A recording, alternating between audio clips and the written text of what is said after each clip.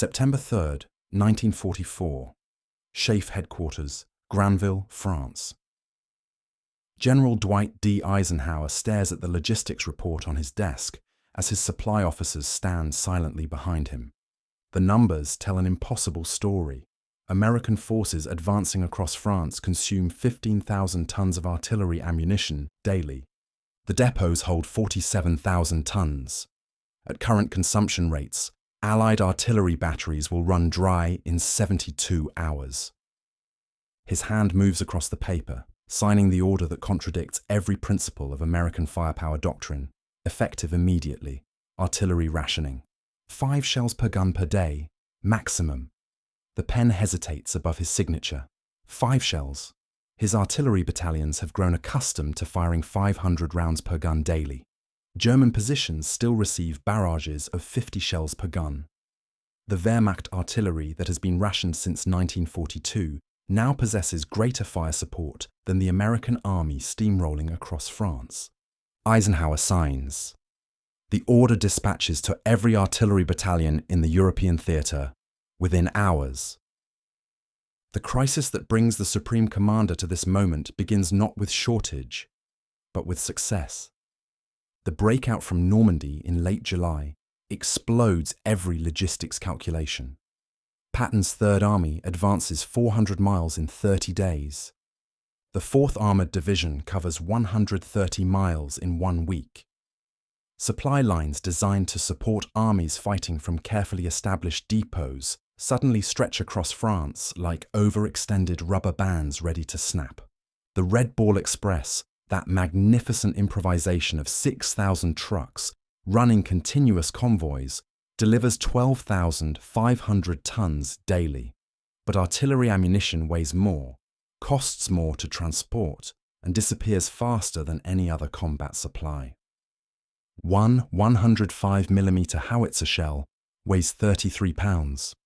A single artillery battalion firing at standard rates consumes 10 tons of ammunition in 24 hours. The mathematics of logistics suddenly turns against the Americans who have built their entire tactical doctrine on overwhelming firepower. The artillery branch of the United States Army enters World War II as the most materially privileged combat arm in history. At the Field Artillery School at Fort Sill, Oklahoma, instructors teach doctrine based on unlimited ammunition. Training exercises simulate combat conditions where ammunition trucks arrive continuously. Forward observers call fire missions without considering cost. Battery commanders practice time-on-target bombardments, where multiple battalions fire simultaneously to drop thousands of shells on a single target in seconds. The psychological effect devastates enemy positions. The physical effect obliterates them. This doctrine works brilliantly when supply lines measure 50 miles from depot to gun.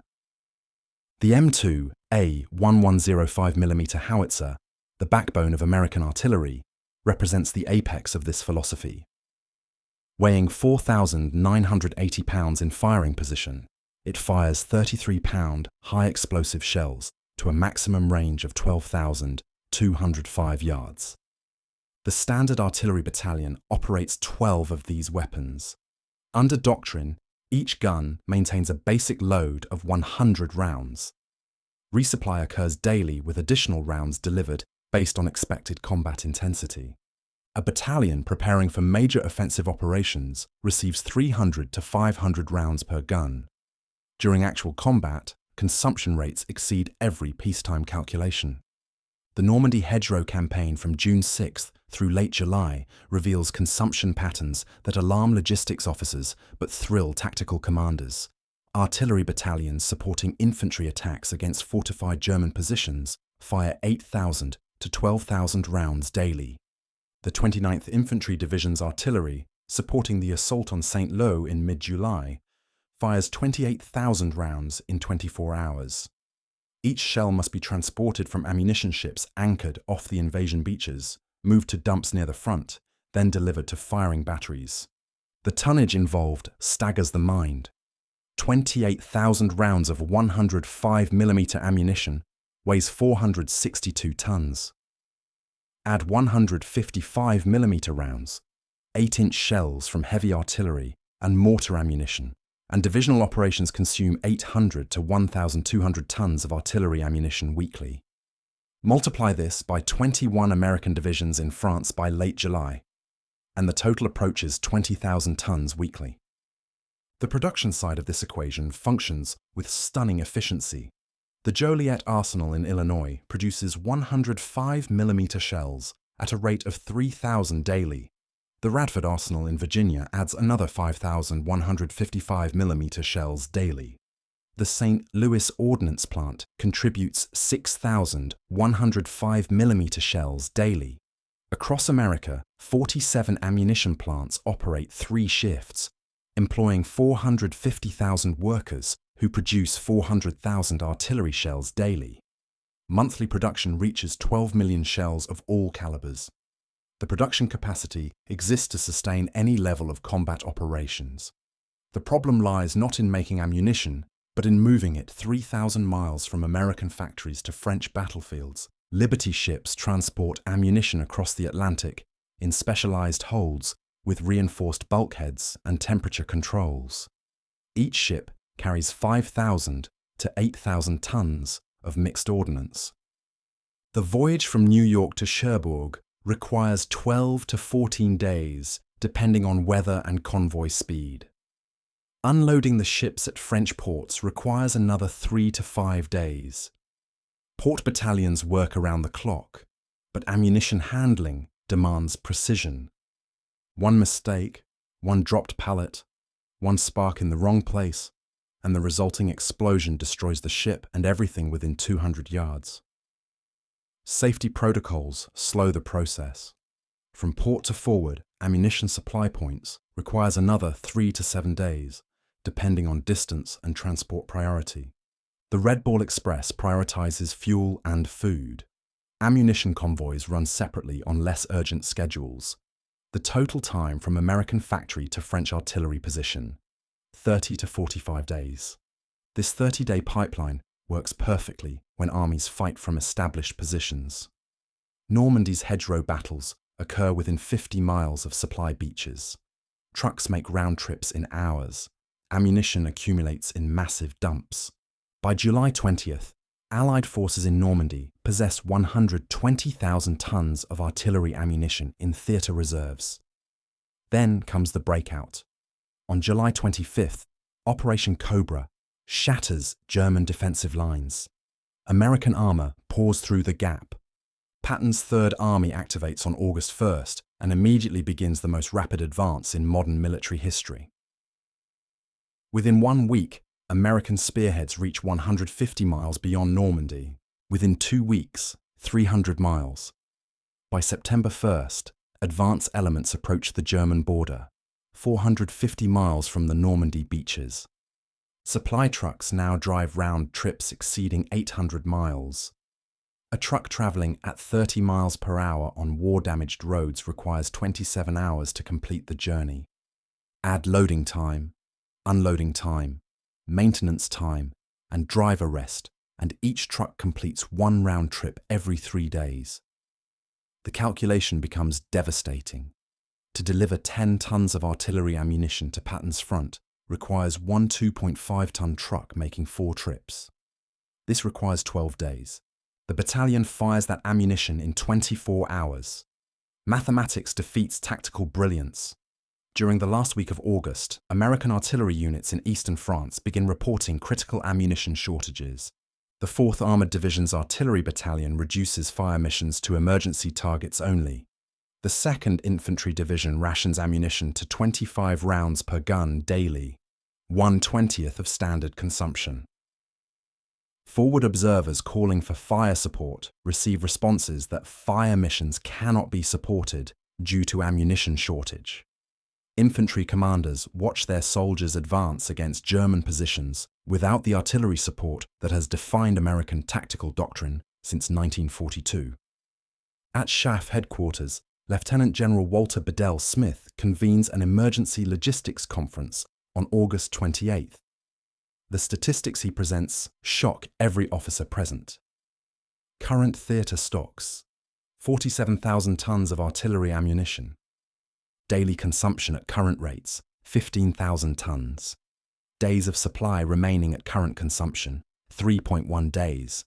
Expected resupply arrivals in next 7 days, 8,000 tons. The deficit, 97,000 tons over the next week. Smith presents 3 options. First, halt all offensive operations until supply situation improves. Second, prioritize certain armies for ammunition, while others cease operations. Third, implement strict rationing across all units. Eisenhower rejects the first option immediately. Stopping the advance gives Germany time to establish defensive lines. The Wehrmacht already reinforces positions along the West Wall, Germany's pre-war fortification system. Every day of delay costs lives when the advance resumes. The second option divides his forces and creates political problems. Montgomery commands British and Canadian forces in northern France. Bradley commands American forces. Favoring one over the other destroys Allied cooperation. Eisenhower chooses rationing. On September 3rd, the order reaches every artillery battalion. Basic load, 5 shells per gun per day for routine operations, 25 shells per gun per day for active combat operations. Battalion commanders may not exceed these limits without corps-level approval. The order creates chaos. Artillery officers trained to provide unlimited fire support suddenly ration shells like civilians, ration sugar. Forward observers accustomed to calling bombardments now calculate whether targets merit expenditure. Infantry commanders lose confidence in artillery support. German forces, observing the reduction in American fire missions, interpret it as ammunition shortage and counterattack more aggressively. The German perspective on this crisis reveals the irony of the situation. Since 1942, Wehrmacht artillery has operated under severe ammunition rationing. After the failure before Moscow and the subsequent retreats, German forces never again enjoy ammunition abundance. By September 1944, German artillery battalions receive 15 to 30 shells per gun daily, depending on sector priority. This constitutes adequate supply by German standards. Battery commanders who have learned to fight with limited ammunition develop tactics that maximize effect. They register guns carefully, pre-plot targets, wait for optimal moments, then fire concentrated bombardments that achieve surprise. German infantry learns not to expect continuous artillery support. They attack using infiltration tactics, small unit maneuver, and combined arms coordination that minimizes reliance on artillery. When German intelligence reports declining American fire missions in early September, Wehrmacht officers interpret this as crisis. Colonel Hans von Luck, commanding a Kampfgruppe in eastern France, receives intelligence reports that American artillery now fires only 10 to 15 shells per hour, compared to previous rates of 100 shells per hour. He writes in his combat diary, "The American ammunition situation must be catastrophic. They fire less than we do. This presents opportunity." Von Luck launches a counterattack on September 8th near Nancy. His forces, expecting minimal artillery opposition, advance across open terrain. The American artillery battalion supporting the sector has rationed ammunition to 5 shells per gun. The forward observer calls for fire. The battery commander denies the request. Priority targets only. Von Luck's forces reach American lines, inflict casualties, capture prisoners, then withdraw before American reinforcements arrive. The after-action report concludes, enemy artillery support inadequate due to ammunition shortage. This incident repeats across the front. German counterattacks probe American lines, testing fire support. Where artillery response proves weak, attacks intensify. American infantry casualties increase. Battalion commanders send urgent requests to division. Division forwards them to Corps. Corps accumulates dozens of similar reports. By September 10th, Eisenhower faces mounting evidence that ammunition rationing costs lives. Infantry casualties increase 15% in sectors where artillery support proves inadequate. The mathematics shifts. Saving artillery shells costs infantry lives. The equation that seemed clear on September 3rd becomes murky. Behind the front lines, logistics officers attack the problem from every angle.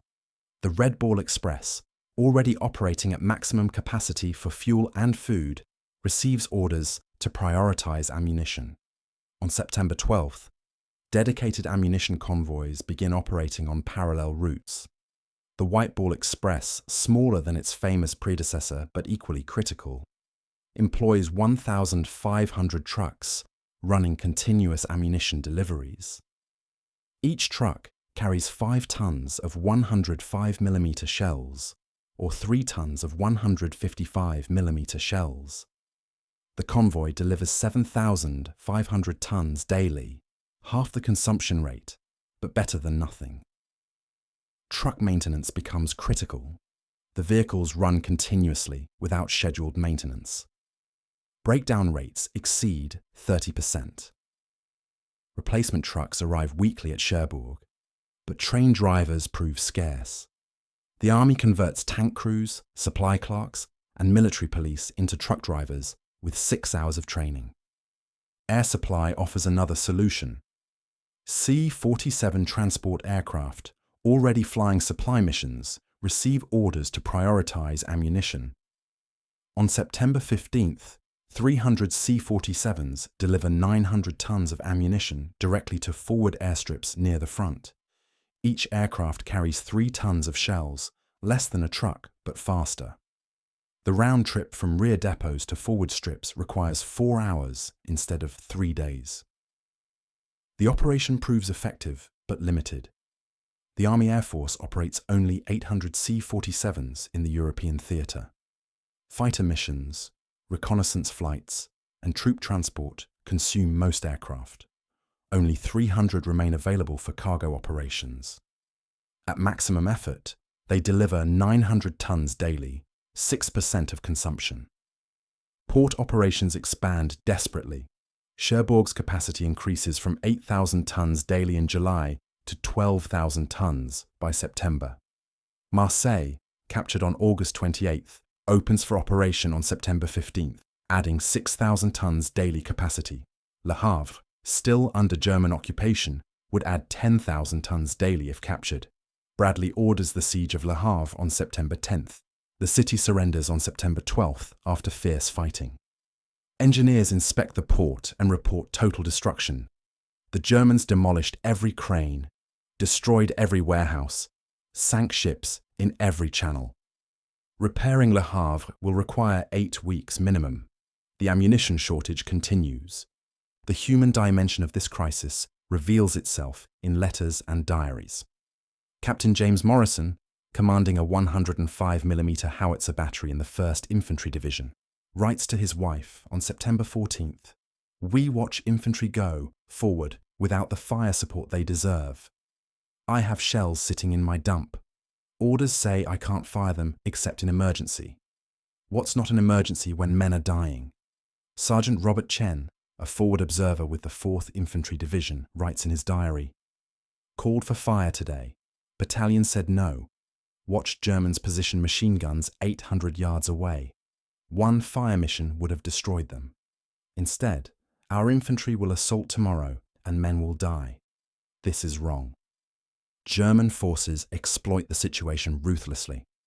On September 16th, the 19th Panzer Division counterattacks near Lunéville. American intelligence predicts the attack. Artillery positions prepare to deliver devastating bombardments. The attack commences at 0600 hours. Forward observers call for fire. Battalion commanders check ammunition status. They possess 180 shells against a ration of 60 for the day. They must choose: expend shells now and have nothing for the next 3 days, or ration fire and allow the breakthrough. They compromise, firing 90 shells, half the inventory. The bombardment damages German forces, but fails to stop them. German armor penetrates 3 miles before American tank destroyers and bazookas halt them. The counterattack costs 147 American casualties, twice the number that adequate artillery support would have prevented. By September 20th, the crisis reaches its peak. Theatre ammunition stocks drop to 28,000 tons, the lowest level since D-Day. Incoming ships deliver 6,000 tons daily, while consumption reaches 12,000 tons. The deficit grows by 6,000 tons daily. At this rate, stocks reach zero by September 25th. Eisenhower convenes another conference. The options narrow: halt the advance or requisition ammunition from other sources. Smith proposes a radical solution: transfer ammunition from the Mediterranean theatre. American and British forces in Italy possess 80,000 tons of artillery ammunition in theatre stocks. Italian operations have stalled at the Gothic Line. Offensive operations pause for winter. The ammunition sits unused. Transport 30,000 tons to France, and the crisis resolves. The proposal creates political complications. General Mark Clark commands forces in Italy. He protests vigorously. His operations require that ammunition for spring offensives. Transfer it to France, and Italian operations suffer. General Eisenhower must adjudicate between competing commanders and competing theatres. He chooses France. On September 22nd, orders reach Italy. Prepare 30,000 tons of artillery ammunition for immediate transfer to France. The logistics of this transfer boggle the mind. 30,000 tons equals 600 standard cargo trucks or 15 Liberty ships. Moving it by truck requires 8 days. Moving it by ship requires 14 days from Italian ports to Marseille. Eisenhower chooses ships. Liberty ships loading in Naples on September 24th sail for Marseille. They arrive October 8th. The ammunition reaches forward units by October 15th. The crisis passes, but the window of September costs dearly. During the 3 weeks of severe rationing, American forces advance only 40 miles, compared to 200 miles in the previous 3 weeks. German forces establish defensive positions along the West Wall. They repair fortifications, move in reserves, lay minefields, the window of opportunity for breaking through to the Rhine before winter closes. Military historians would later calculate that ammunition shortage delays the end of the war in Europe by approximately 3 months and costs an estimated 10,000 additional Allied casualties. The mathematics of logistics determines strategic outcomes as surely as the tactics of battle. The shortage forces a reckoning with American tactical doctrine. Artillery officers question unlimited fire support philosophy. If ammunition shortages can paralyze operations, then doctrine must account for logistics reality. A series of conferences in October 1944 produces new guidance. Artillery units must maintain minimum reserve stocks equal to 3 days of heavy combat operations. Fire missions must be prioritized with target value calculations. Forward observers must coordinate with infantry commanders to ensure fire concentrates on targets that matter most. The result: American artillery becomes more efficient, more lethal per shell, but less overwhelming in volume. Paradoxically, German forces face worse conditions throughout. While American artillery rations 5 to 25 shells per gun daily in September, German artillery operates with 10 to 20 shells per gun daily since 1943. The difference lies in expectation. German forces learned to fight with limited support. American forces built their entire doctrine on abundance. When abundance disappears temporarily, American effectiveness suffers disproportionately. By October, when ammunition supplies normalize, American artillery resumes devastating German positions with 300 to 500 shells per gun daily. German observers report hopelessness. How can spirit overcome an enemy who expends in 1 hour what we receive in 1 month? The production response to the crisis demonstrates American industrial capacity. In October 1944, ammunition plants increase production by 30%. Joliet Arsenal adds a 4th shift. Radford Arsenal expands to 24-hour operations. St. Louis Ordnance Plant receives authorization to hire 2,000 additional workers. Monthly production increases from 12 million shells to 15.6 million shells by December. The pipeline fills. By November 1st, theatre stocks reach 140,000 tons, triple the September low. By December 1st, 180,000 tons. By January 1st, 220,000 tons. The crisis that nearly paralyzed operations in September becomes irrelevant by winter. American factories simply outproduce consumption, the ultimate solution to any supply problem. The transportation infrastructure improves simultaneously. The Red Ball Express ends operations on November 16th as normal supply routes extend into eastern France. Rail lines, repaired by army engineers, begin carrying ammunition from ports to forward depots. One train carries as much as 500 trucks. By December, trains move 40% of all ammunition. Port capacity doubles. Cherbourg handles 20,000 tons daily. Marseille increases to 12,000 tons.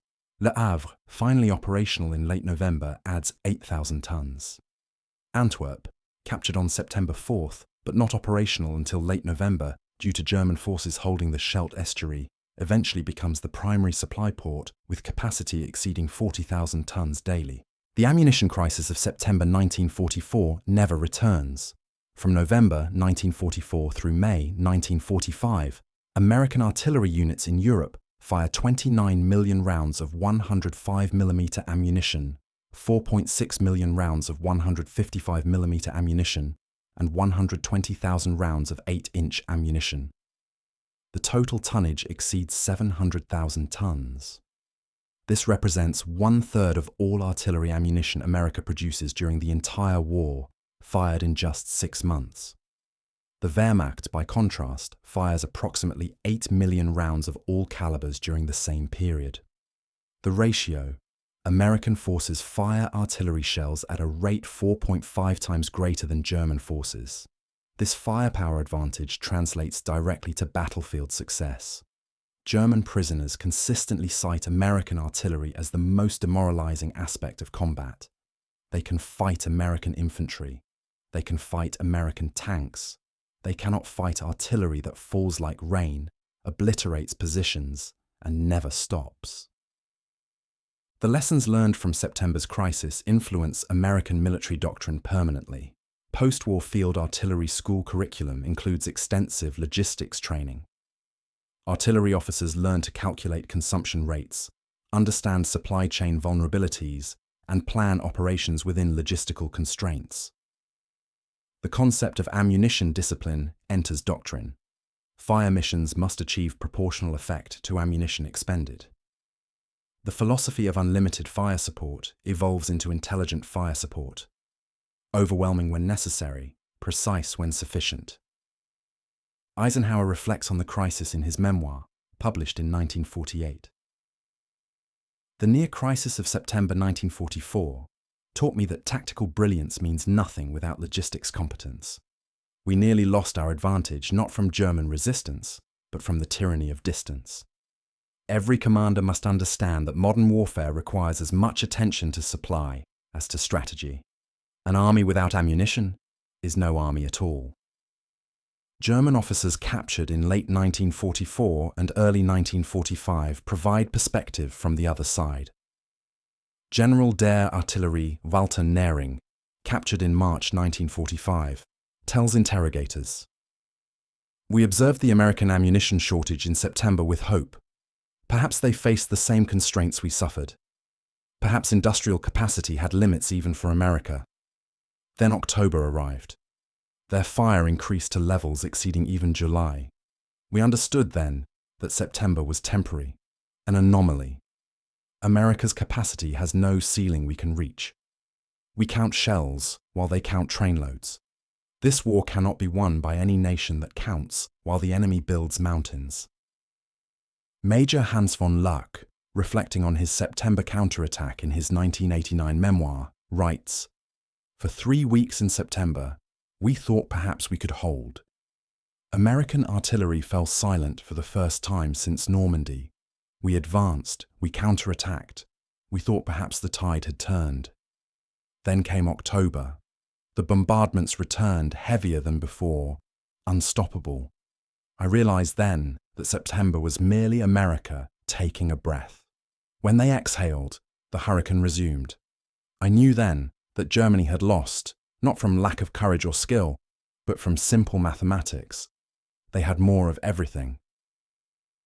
The legacy of the ammunition crisis extends beyond World War II. Modern American military doctrine emphasizes logistics as co-equal with operations. The phrase, "amateurs talk tactics, professionals talk logistics," becomes a mantra at command schools. The creation of the Defense Logistics Agency in 1961 stems directly from World War II lessons about supply chain management. The establishment of pre-positioned stock locations worldwide ensures that future operations never suffer from ammunition shortage. The United States maintains millions of tons of ammunition in storage sites across the globe, enough to sustain major combat operations for months without resupply from home production. The September 1944 ammunition crisis reveals fundamental truth about modern warfare. Industrial capacity determines victory as surely as tactical brilliance. Germany possessed superior tank technology, excellent tactical doctrine, experienced commanders, and motivated soldiers. These advantages meant nothing against an enemy who could deliver unlimited ammunition to every gun on every battlefield simultaneously. American artillery fired 15,000 tons of shells on September 1st, then faced shortage. By December 1st, they fired 25,000 tons daily without strain. The difference: American factories kept producing, American ships kept sailing, American trucks kept driving. The Wehrmacht could win battles. They could never win production. The crisis also demonstrates the fragility of logistics networks. Distance defeated American supply chains more effectively than any German attack. The 450 miles from Normandy to the Rhine represented an insurmountable obstacle for the original supply plan. Only improvisation, emergency measures, and industrial surplus solved the problem. Future military planners study September 1944 as a cautionary tale. Victory requires not just sufficient supply, but supply that can keep pace with advancing operations. The modern concept of logistics reach, the maximum distance at which military forces can sustain operations, stems directly from this experience. In ammunition depots across America, workers who produced the shells never knew of the September crisis. At Joliet Arsenal, Mary Stevens assembled fuses for 100 5mm shells, 500 per day, 6 days per week. She never knew that shells she built in July 1944, fired in September 1944, were the last rounds some batteries possessed. She never knew that her production in October 1944 ended a crisis that threatened to stall the entire Allied advance. She punched her time card, collected her paycheck, bought war bonds, and went home to her apartment in downtown Joliet. 50 years later, in a 1994 interview, she reflected, "We just did our jobs. We never knew if our shells mattered, if they hit anything, if they changed anything. We just kept making them. I suppose that's what mattered, that we kept making them, more than the enemy could match.